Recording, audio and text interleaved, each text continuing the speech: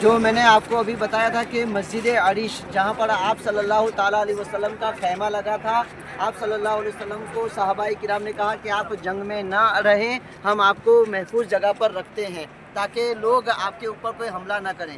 تو پھر صحابہ کرام نے یہاں پر خیمہ لگا کر کے آپ صلی اللہ علیہ وسلم کو یہاں پر بٹھایا تھا۔ تو یہی جگہ پر آج مسجد تعمیر ہے جسے آپ دیکھ رہے ہیں، یہ مسجد جو پیچھے ہمیں نظر آ رہی ہے نا، یہ مسجد عریش، یہاں پر حضور کا خیمہ لگا تھا۔ تو آج ہم خوش نصیب ہے کہ الحمدللہ جہاں حضور صلی اللہ علیہ وسلم کا خیمہ لگا تھا اسے ہم دیکھ رہے ہیں، اور انشاءاللہ ہم نماز بھی پڑھیں گے وہاں پر، ہے نا؟ ہاں الحمدللہ مغرب کی نماز ادا کریں گے۔ اور یہ جو آپ پورا دیکھ رہے ہیں یہ جنگ کا میدان ہے۔ یہ کیا ہے؟ جنگ کا میدان ہے، وہ وہاں تک۔ اور اس کے پیچھے جو پہاڑ نظر آ رہا ہے نا، اس پہاڑ کے پیچھے کفار کا لشکر تھا، وہ کافروں کا جو لشکر آیا تھا وہاں مکہ سے، قریش کا جو بڑا لشکر آیا تھا، میں بس میں آپ کو بتاؤں گا اس کی پوری ہسٹری۔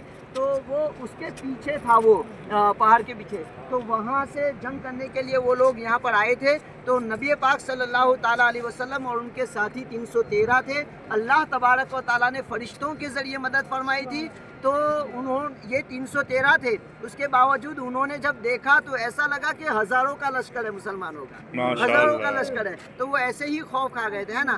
تو اب یہاں پر جب کیا ہے کہ وہ آمنے سامنے ہوئے، تو اس کے بعد پھر یہاں ابو جہل اور جو عتبہ اور اس کے علاوہ جو بڑے بڑے کافر تھے نا، جو جنگ کے اندر مارے گئے تھے، ان کافروں کے لیے ایک کنواں تیار کیا گیا۔ جو یہ درخت دیکھ رہے ہیں نا آپ، یہ درخت، تو اس کے پیچھے سائڈ ایک کنواں تیار کیا گیا، اور اس کنویں کے اندر ابو جہل کو بھی ڈالا گیا، اور جتنے کافر لوگ جن کو مارا گیا تھا، قتل کیا گیا تھا، ان سب کو اس کے اندر ڈال کر کے اسے بند کر دیا گیا، ہے نا؟ یہاں پر نشانی بھی تھی، لیکن اب کیا ہے کہ گورنمنٹ نے اس نشانی کو ہٹا دیا ہے، لیکن جگہ وہی ہے، جو درخت کے پیچھے والی جو جگہ ہے نا، اس جگہ کے اوپر ایک کنواں تھا، اور وہاں پر ابو جہل اور دوسرے، کیونکہ ابو جہل سب سے بڑا دشمن تھا، اس امت کا فرعون اسے کہا گیا۔ اور کس نے قتل کیا تھا وہ بھی میں آپ کو بتا دوں۔ ابو جہل اپنے آپ کو بہت بڑا سردار سمجھتا تھا کہ میں بہت بڑا سردار ہوں اور مجھے کوئی قتل نہیں کر سکتا، لیکن سنیے کہ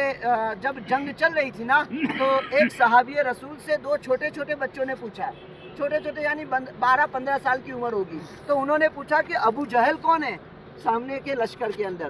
تو پھر صحابی رسول نے کہا کہ تم کو کیا کام ہے، کیوں تم ابو جہل کے بارے میں پوچھ رہے ہو؟ تو کہا کہ ہم نے سنا ہے کہ نبی کو اس نے بہت تکلیف پہنچائی ہے، تو ہم دیکھنا چاہتے ہیں کہ وہ کون ہے کہ جس نے نبی کو تکلیف پہنچائی ہے۔ تو کہا کہ اچھا ایسا ہے؟ تو پھر کہا کہ دیکھو وہ اونٹ کے اوپر جو آ رہا ہے، اور جو تمہیں نظر آ رہا ہے فلاں کلر کے کپڑے پہنے وغیرہ، جو کچھ بھی نشانی تھی، وہ ابو جہل ہے۔ تو وہ صحابی رسول کہتے ہیں کہ ابھی میری بات پوری بھی نہیں ہوئی تھی کہ وہ دونوں لڑکے، تیر جو کمان سے تیر نکلتا ہے نا، اس طریقے سے وہ ایک دم فاسٹ دوڑے، اور فاسٹ دوڑ کر کے ایک بچے نے ایک ٹانگ کاٹ دی، دوسرے بچے نے دوسری ٹانگ کاٹ دی، اور پھر ابو جہل کو ان دونوں بچوں نے مل کر کے ختم کر دیا، دونوں نے مل کر کے قتل کر ڈالا۔ تو اتنا بڑا سردار، اور قتل کس کے ہاتھ سے ہوا؟